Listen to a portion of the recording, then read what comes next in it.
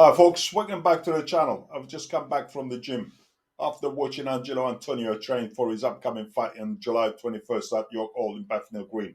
And let me tell you, despite carrying a slight foot injury, he's looking sharp.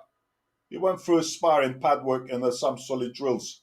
From what I saw, honestly, I can't see him losing to Nathan Darby. The fight is a stepping stone for Angelo.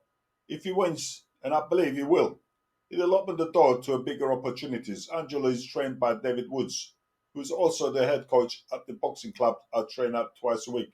So I've seen Angelo up close and personally, and I know the work he's putting in.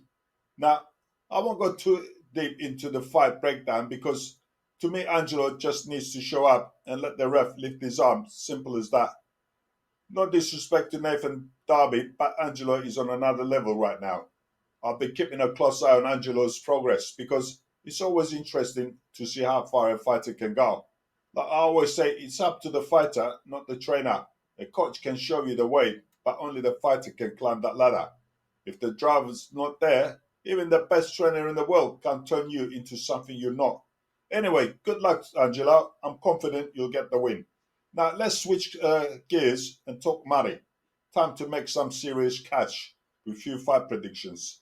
Let's get into 3 upcoming matchups and break them down. Prediction and betting picks. So let's get into it. 3 fights that's caught my eye, and you're gonna want to hear about these and make some money yourself. Keyshawn Davis versus Edwin De Los Santos. First up, Keyshawn Davis. If you've been watching the channel, you know I've been backing him for a while, and I predicted he's going to be a world champion. He took out Dennis Bernchik to become the WBA lightweight champ, and that performance put him right up there with the best of the best. Now, he's got Edwin De Los Santos on June the 7th. De Los Santos is a tough fighter.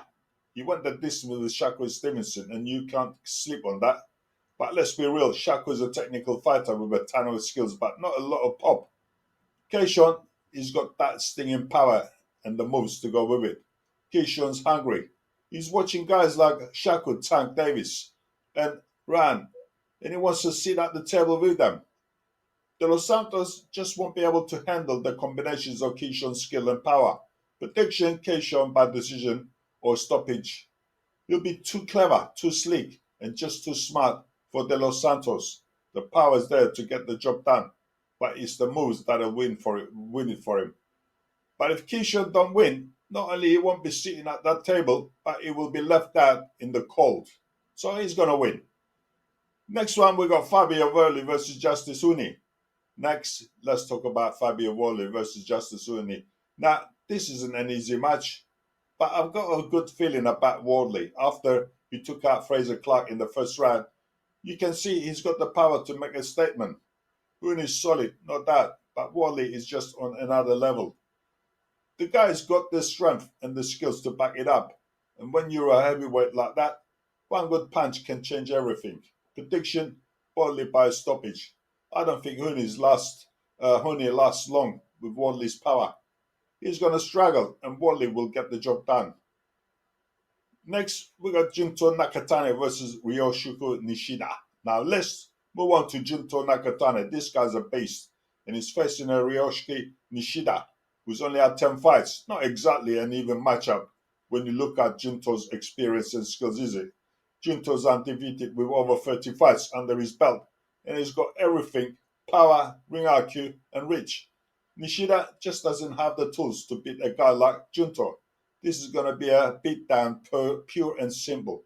Prediction, Junto by KO, or a fight that doesn't go the distance. Nishida isn't even close to Junto's level, so don't expect this to last long. And then there's Jai Opetaia. I thought I'll put that one in. Jai Opetaia versus Claudio Sicua, whatever his name is. This one's a no-brainer. Opetaia is going to finish this halfway through the fight. Square, whatever his name is, won't be able to hang with him. This fight won't last long. Prediction, Opetaia by stoppage. Easy money, this one, if you include him in the bet. Now, before I wrap it up, let's talk about potential future fight. Keyshawn Davis versus Andy Cruz. If this fight ever happens, it's going to be a tough one for Keyshawn. Andy Cruz is more polished. A super technical boxer who's already beaten Keyshawn in the amateur fight. I think it was at the 2020 Olympics in Tokyo. Andy won gold and Keyshawn won silver. and that loss is going to stick with Keyshawn if they ever step in the ring again. Cruz will have the confidence knowing he's beaten him before, and that's a mental edge Keyshawn will have to overcome. But right now, Keyshawn's got a job to do. He needs to focus on guys like De Los Santos. First, he's on the rise, and he knows that getting through this next couple of fights is the key to moving up to the elite level. But if he does end up meeting Cruz in the future, that's going to be a whole different animal. So there you have it. My picks for Keyshawn Davis, Fabio Wardley, and Junto Nakatani. These fights should be a pretty straightforward if you're a fan of pure boxing. But of course, anything can happen in the ring. These guys have all got the tools to win. And if everything goes to plan, they'll make a quick work of their opponents. But like I always say, anything can happen. If you got your own predictions, drop them in the comments below. I'd love to hear your thoughts.